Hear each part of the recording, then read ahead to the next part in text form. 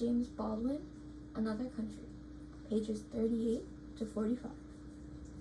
Vivaldo looked at Cass enviously. And you say it's new. It's not the same novel he was working on before? I gather not, but I really know nothing about it. She dragged on her cigarette again, crushed it under her heel, immediately began searching in her bag for another. Well, I'll certainly have to come by and check on all this for myself, said Vivaldo. At this rate, he'll be famous before I am. Oh, I've always known that, said Cass, and lit another cigarette. Rufus watched the pigeons strutting along the walks and the gangs of adolescents roaming up and down. He wanted to get away from this place and this danger. Leona put her hand on his. He grabbed one of her fingers and held it. Cass turned to Rufus. Now, you haven't been working on a novel. Why haven't you come by? I've been working uptown. You promised to come and hear me, remember? We've been terribly broke, Rufus. When I'm working in a joint, you haven't got to worry about being broke. I told you that before. He's a great musician, Leona said. I heard him for the first time last night. Rufus looked annoyed. That gig ended last night. I ain't got nothing to do for a while except take care of my old lady. And he laughed. Cass and Leona looked briefly at each other and smiled. How long have you been up here, Leona? Cass asked. Oh, just over a month. Do you like it? Oh, I love it. It's just as different as night from day. I can't tell you. Cass looked briefly at Rufus.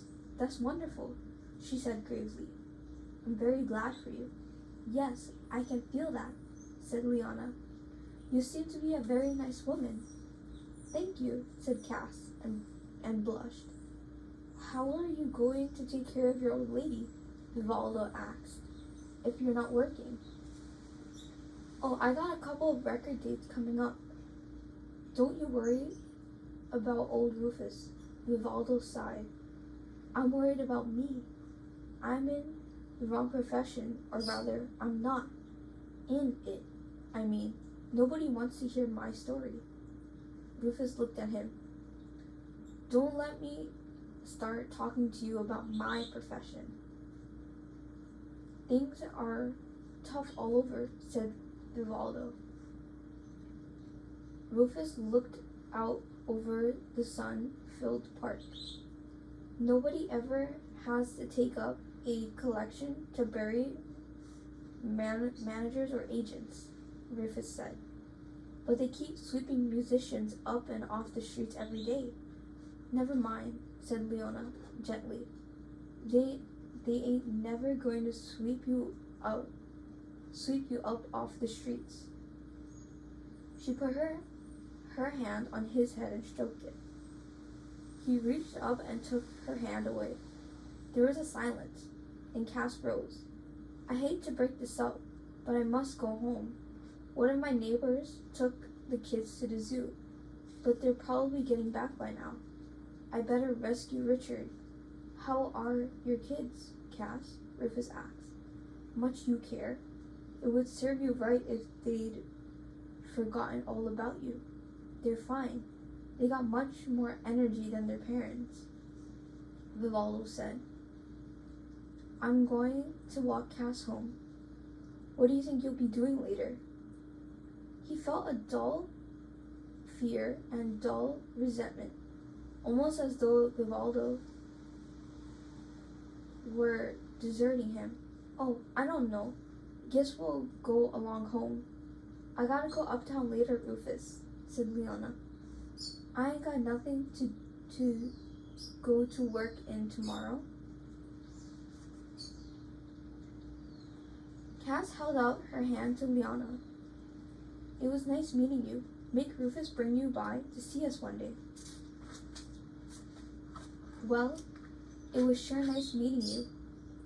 I've been meeting some real nice people lately." "Next time," said Cass. "We'll go off and have a drink by ourselves someplace, without all these men." They laughed together. "I really would like that. Suppose I pick you up at Benno's," Rufus said to Vivaldo. "Around 10:30? "Good enough. Maybe we'll go across town and pick up on some jazz." "Good. So long, Leona. Glad to have met you." "Me too. See you real soon." "Give my regards," said Rufus, "to Richard and the kids, and tell them I'm coming by." "I'll do that. Make sure you do come by. We'd dearly love to see you." Cass and Vivaldo started slowly in the direction of the arch. The bright red setting sun burnt their silhouettes against the air and crowned the dark head and golden one. Rufus and Leona stood and watched them. When they were under the arch, they turned and waved. "We better be making tracks," said Rufus. "I guess so." They started back through the park. "You got some real nice friends, Rufus. You're lucky. They're real fond of you. They think you're somebody." "You think they do?" "I know they do. I can tell by the way they talk to you, the way they treat you. I guess they are pretty nice," he said. At that, she laughed. "You're a funny boy." She corrected herself. "A funny person. You act like you don't know who you are." "I know who I am, all right," he said, aware of the eyes that watched them pass, the nearly inaudible murmur that came from the benches or the trees. He squeezed her thin hand between his elbow and his side. "I'm your boy. You know what that means?" "What does it mean?" "It means you've got to be good to me." "Well, Rufus, I sure am going to try." Now, bowed down with the memory of all that happened since that day, he wandered helplessly back to 42nd Street and stopped before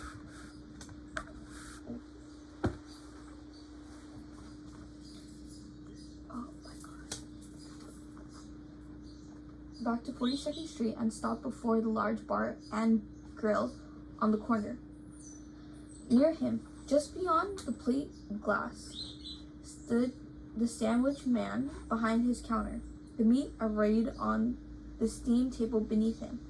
Bread and rolls, mustard, relish, salt, and pepper stood at the level of his chest. He was a big man, wearing white, with a blank, red, brutal face. From time to time, he expertly knifed off a sandwich from one of the derelicts within. The old seemed reconciled to be there, to have no teeth, no hair, having no life.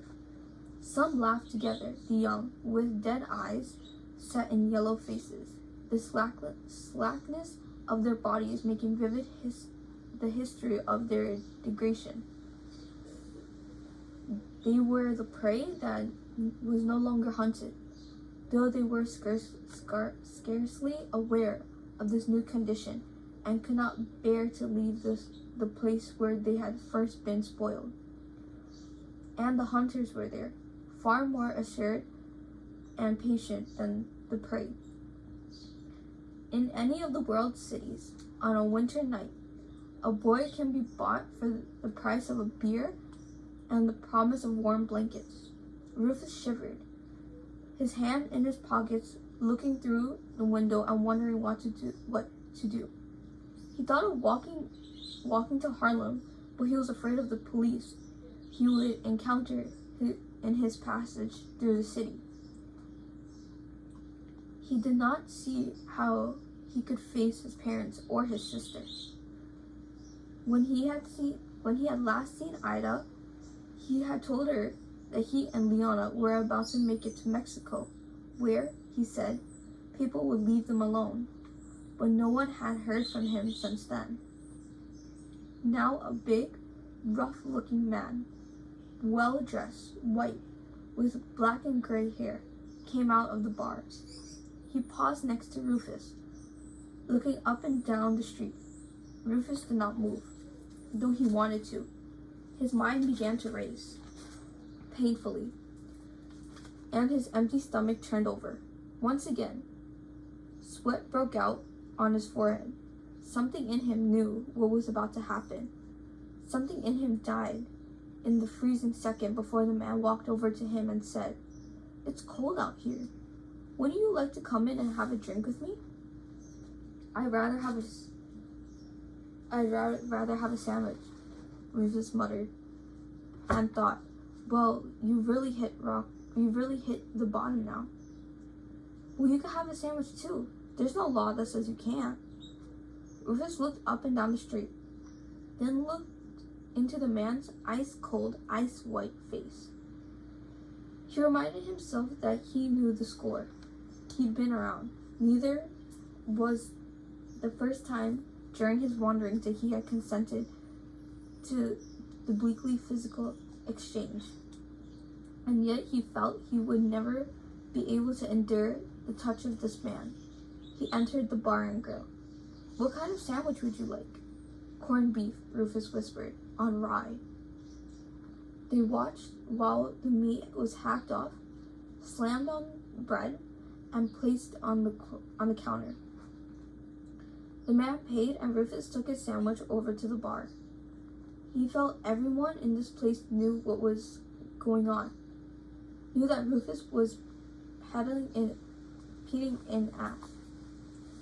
But nobody seemed to care. Nobody looked at them. The noise at the bar continued. The radio continued to blare. The bartender served up a beer for Rufus and a whiskey for the man and rang up the money on the cash register. Rufus tried to turn his mind away from what was happening to him. He wolfed down his sandwich, but the heavy bread, the tepid meat, made him begin to feel nauseous. Everything wavered before his eyes for a moment. He sipped his beer, trying to hold the sandwich down. "You are hungry?" "Rufus," he thought, "you can't make this scene. There is no way in the world you can make it. Don't come on with that man. Just get out of here." "Would you like another sandwich?" The first sandwich was still threatening to come up.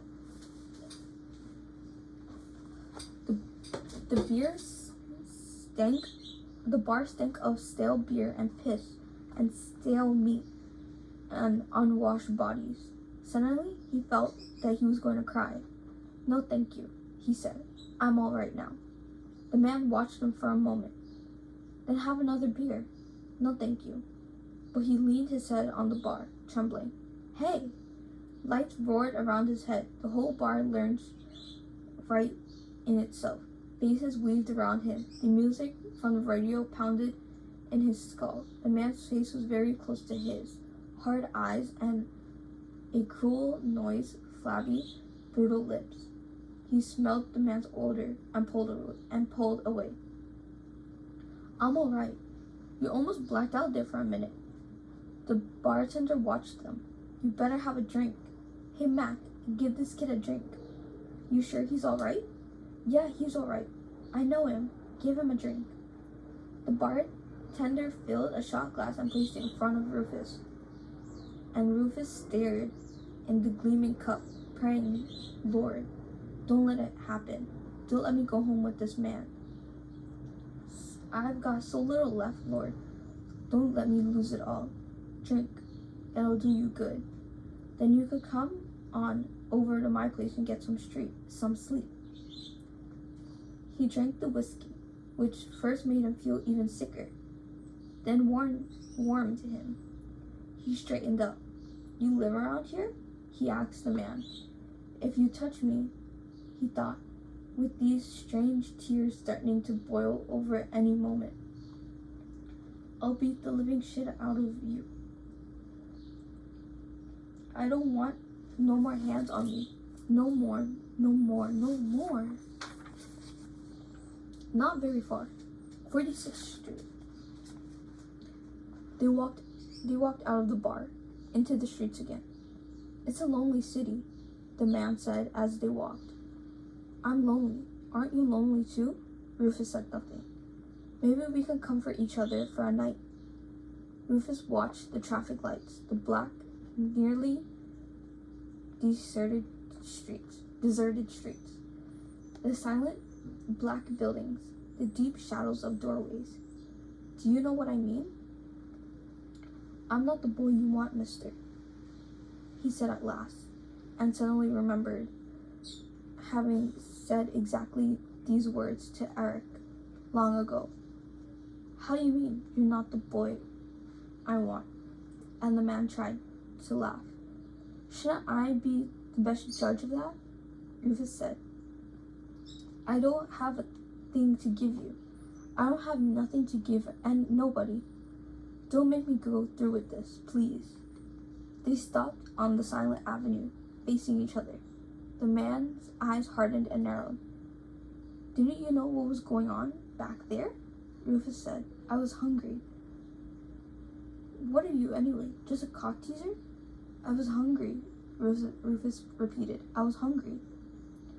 Don't you have any family? Any friends? Rufus looked down. He did not answer right away. Then, I don't want to die, mister. I don't want to kill you. Let me go to my friends. Do you know where to find them? I know where to find one of them. There was a silence. Rufus stared at the sidewalk, and very slowly, the tears filled his eyes and began to trickle down his nose. The man took his arm. Come on, to my place. But now, the possibility had passed. Both of them felt it. The man dropped his arm. You're a good-looking boy, he said. Rufus moved away. So long, mister. Thanks. The man said nothing. Rufus watched him walk away. Then, he too turned and began walking downtown. He thought of Eric for the first time in years and wondered if he were prowling the foreign streets tonight.